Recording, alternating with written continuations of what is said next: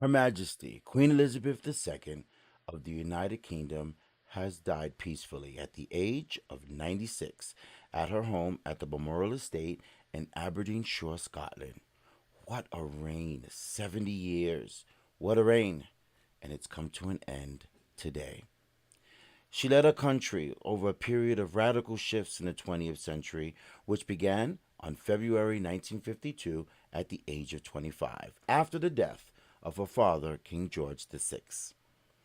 As the longest ruling monarch, 71 years. Woo!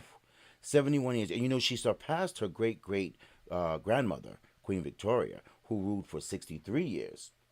Queen Victoria appeared fresh out of the box on tour with her parents in South Africa, broadcasting to the British listeners, and I quote, I declare that my whole life, whether it be long or short, and it was long, shall be devoted to your service and the services of our great imperial family to which we all belong. She even went on to meet and greet 15 prime ministers, 13 U.S. presidents, and 7 popes. And she wasn't an heir to the throne. Elizabeth Alexandra Mary Windsor, known to us as Queen Elizabeth II, she might have saved the British monarchy by single handedly reinventing it. She was not born to be a queen. She became the heir to the throne when she was just 10 years old in 1936. You say how? Well, her uncle Edward VIII, who was king at that time, he wanted to marry an American divorcee, which apparently was against the royal ethics or religion at that time. Therefore, his brother, Elizabeth's father, George VI, took his place and became king. The Queen died peacefully again at the Balmoral Castle, which was her official residence in Scotland. The news came after palace officials issued a statement earlier today saying that the Queen had been put under medical supervision as her doctors were concerned for Her Majesty's health and well-being. And it is absolutely great to see that all of the senior members of her family were by her side, including her grandchildren, Prince William and Prince Harry. You know, she recently celebrated a platinum jubilee, which is being 70 years on the throne. And all through this celebration, she made an appearance here and there because she was having some health issues. But regardless of the health issues she was having, she still maintained her duties. And in fact, not only in maintaining her active presence in the public life, she returned to her regular schedule just weeks after the death of her husband, Prince Philip, in 2021. And that had to be hard, but she did it. In fact, most recently, just a couple of days ago, she engaged in what will probably be known as her last duty of the monarch, accepting the resignation of the then current Prime Minister Boris Johnson, and also giving her blessing to the newest Prime Minister of the United Kingdom. Just fantastic, just fantastic. During World War II, the young Princess Elizabeth served as a volunteer in the war.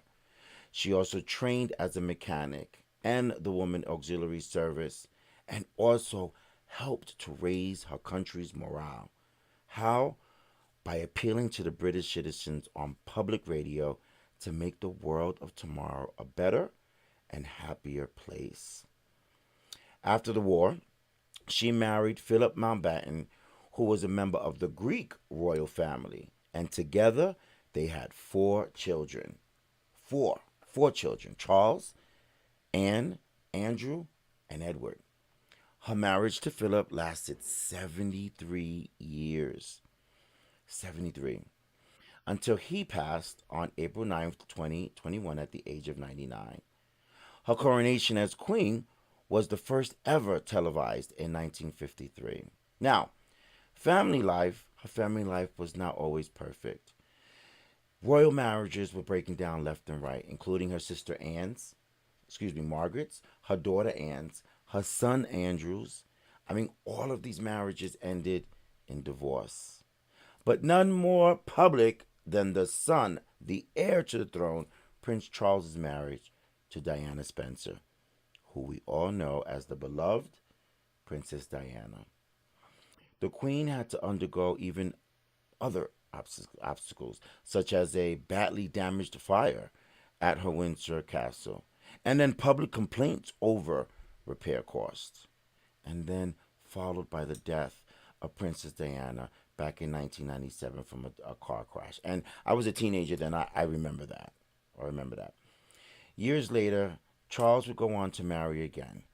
And despite any feelings the Queen may have had, she graciously hosted her son's reception to his new marriage. She went on to give her blessing to Prince Charles and his new wife Camilla, and honored her with the title Queen Consort that she would possess when Prince Charles would be crowned king, which is today. More recently, Queen Elizabeth has undergone the marriage of her grandchildren, Prince Charles to his wife Kate, and Prince Harry to his wife Meghan. Prince William has gone on to give Queen Elizabeth three beautiful grandchildren, and Prince Harry, thus far, two beautiful grandchildren. And although Prince Harry and Meghan decided to step away from their royal life, their royal duties, and even spoke out about the turmoil times, Queen Elizabeth showed the public, showed the world, that Henry and Meghan would always be much loved family members. I Let's see if that's going to remain that way under the rule of his father King Charles. You never know. Now, Queen Elizabeth, she could not have been a better example for the monarchy. She was the best, always attempting to do her best, always to keep up with the times and the generations. Now, that position and crown has been passed to her oldest son and heir. Prince Charles, he's in line for that. And Prince William after Prince Charles. Now, Prince Charles, or I should say King Charles, he's 73 years old now. He's expected to return to London after spending the night with his mother in Scotland. Um, that must have been a very, very tough time for him. And if he keeps his name, he will be called King Charles III. Across the nation and the globe, tributes have begun to pour out everywhere, and rightfully so, because so many loved Queen Elizabeth II, and they're singing the song "God Bless the Queen." Even the offices, they've dressed in mourning suits as they posted up the official notice of her death at the palace. In the death of a queen, who was the rock on which modern Britain was built. Though we know that this was inevitable, she was 96 years old. It still remains devastating for such a beautiful, spirited, loving, caring, and affectionate lady to depart us. Her son, the now King Charles III, has said in a statement that we mourn profoundly the passing of a cherished sovereign and a monarch loved mother. I know her loss will be deeply felt throughout the country, the realms, and the Commonwealth by countless people around the world. And as one of those countless people around the world, we at the Esteban Hour share our condolences to the Windsor family, to the people of the United Kingdom, and to all those who felt a piece of their heartbreak today. I join in the mourning of such a beautiful, spirited woman and leader of my time and generations to come. May she sleep well, and may her memory and history live on, never be tainted, never be distorted, and forever be cherished. May you rest in peace, Miss Elizabeth Alexandra Mary Windsor, Queen Elizabeth II.